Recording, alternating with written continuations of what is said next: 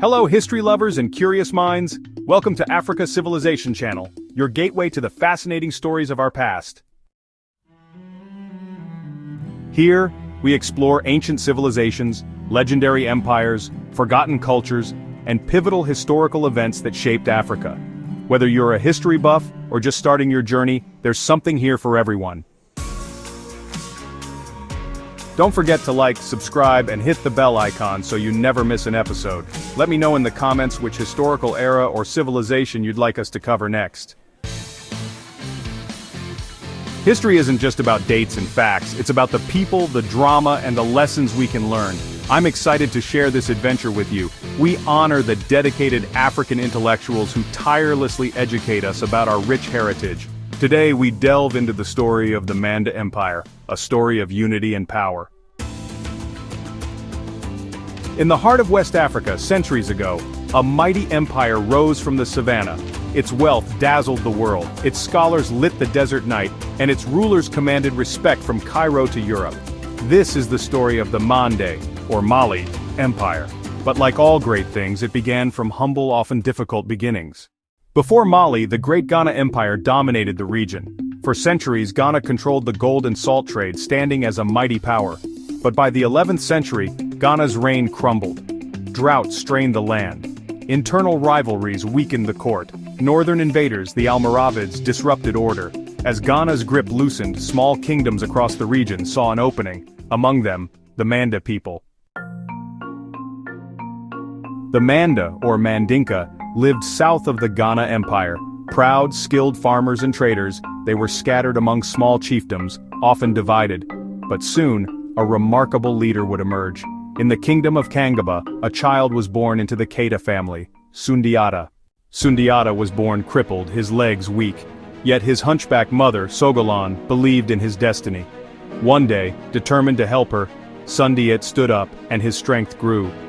After his father's death, Sundiata and his mother are persecuted by his half-brother, Dankar and Tumen, and his jealous first wife, Sasuma Barret.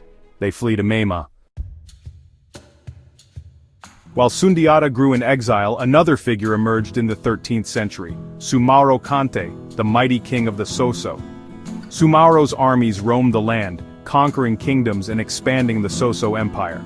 They took control of Kumbi Saleh, the former capital of the Ghanaian Empire, and subjugated smaller Mandinka states, including Sundiata's city of Niani, now in Guinea-Conakry. Sundiata's family fled into exile, but Sundiata's sister, Nana Triban, is taken as Soumaoro's wife, but she later escapes and reveals his magical weakness.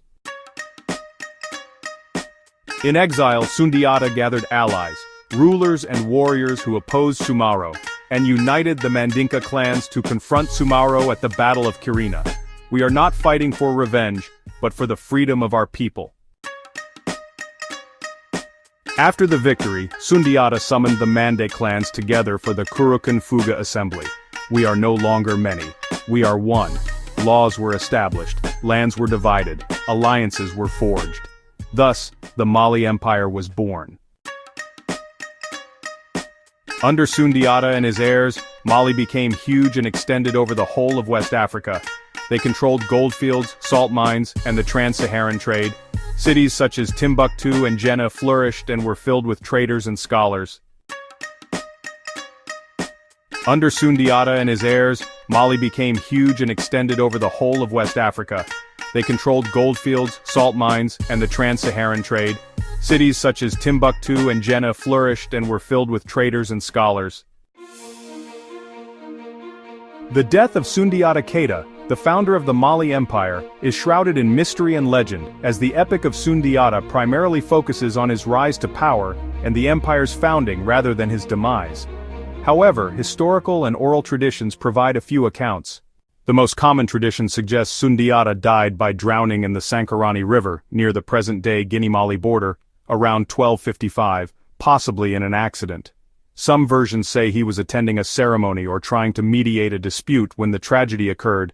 Another legend claims he was accidentally struck by an arrow during a hunt, possibly due to a misfire or a ritual mishap.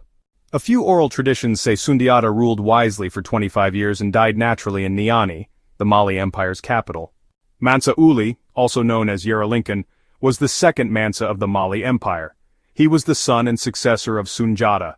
Uli was one of the greatest rulers of Mali. The 20th century historian Nehemiah Levtsion suggested that Uli may have been the first Mansa of Mali, extending his rule to Walata, Timbuktu and Gao, although Timbuktu and Gao are usually considered later extensions of the empire. Uli went on the Hajj sometime between 1260 and 1277. Uli was succeeded by his brother Wadi, one who is not attested in the oral tradition.